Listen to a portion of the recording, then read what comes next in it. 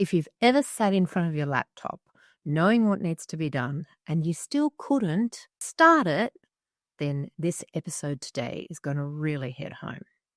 Procrastination is one of the most misunderstood behaviours in high-functioning adults. It is labelled as laziness, lack of discipline, poor time management, immaturity.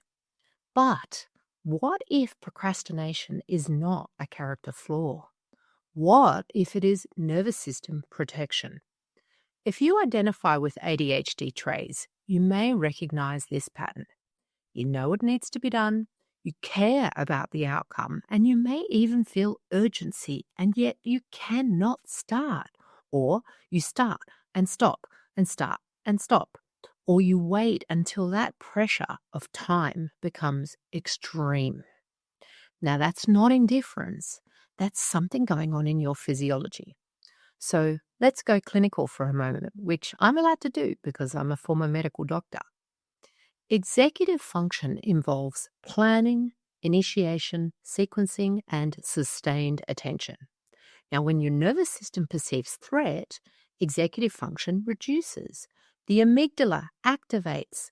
The prefrontal cortex goes partially offline. Working memory decreases and task initiation becomes harder. Now, this is not motivational weakness.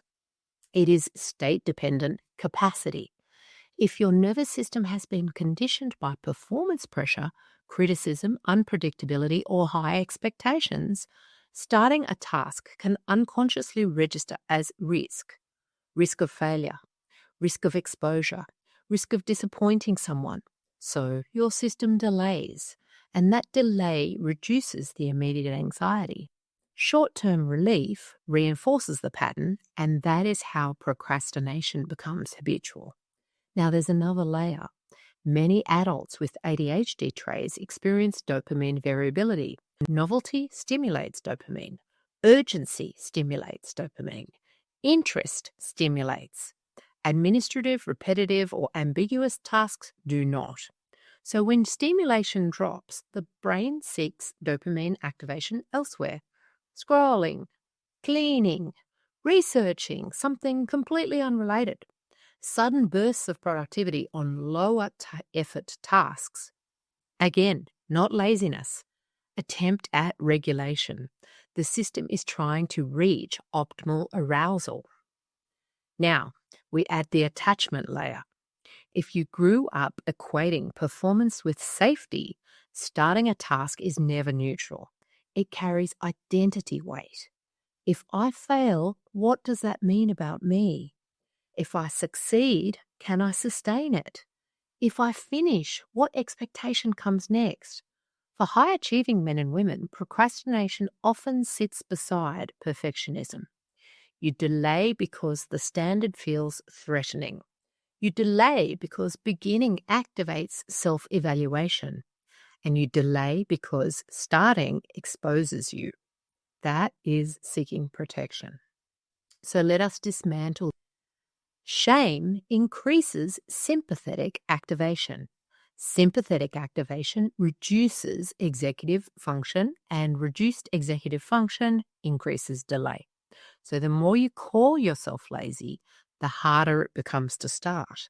That cycle is predictable. So what helps? Not self-criticism, not productivity pressure, but regulation first. So let's talk about 4 practical recalibration strategies. First, reduce your cognitive load. Break your tasks into smaller, visible steps. Don't hold them all in your head, externalize them. That's where that pen and paper comes in. When the brain sees a finite step rather than an abstract demand, threat reduces. Step number 2, body before brain. Do not wait for motivation. Move first. A short walk, cold water on the face, 10 big slow breaths. Physical activation signals safety and increases dopamine availability. Third, lower the identity stakes. Instead of asking yourself, can I do this perfectly? Ask, can I do this imperfectly for 10 minutes? Initiation is more important than completion. Fourth, Insert safety cues. Music that regulates you. A timer that contains the task. Working beside someone who is working effectively. Natural light. The nervous system performs better when it feels accompanied and contained. Now, let's widen the frame. Procrastination is often a signal that the system does not feel safe, not that the individual is incapable. If you have built success on survival-driven performance, your body may resist tasks that reinforce that identity. Internal override creates internal rebellion. You push, the system pulls back.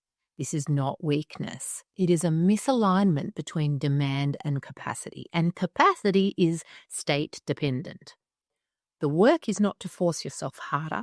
It is to recalibrate your relationship to demand. So when the nervous system is regulated, task initiation becomes less charged. When shame reduces, avoidance reduces. When identity is not fused to performance, action becomes lighter. This is the difference between survival-driven success and regulated clarity. One is fueled by urgency, the other, stability. If you recognize yourself in this, consider this gently. You may not need more discipline. You may need more safety. Procrastination is not proof that you are broken. It may be proof that your nervous system learned to protect you from threat, and protection can be updated. You are not a lifelong patient of your patterns. You are the one who can reorganize them. In the next episode, we explore a closely related topic, overlooked autistic traits in high-functioning women, and why many intelligent adults only recognize themselves after burnout. Until then, stop calling yourself lazy. Start asking what your nervous system is protecting. You are not fixed, you are patterned, and patterns can recalibrate.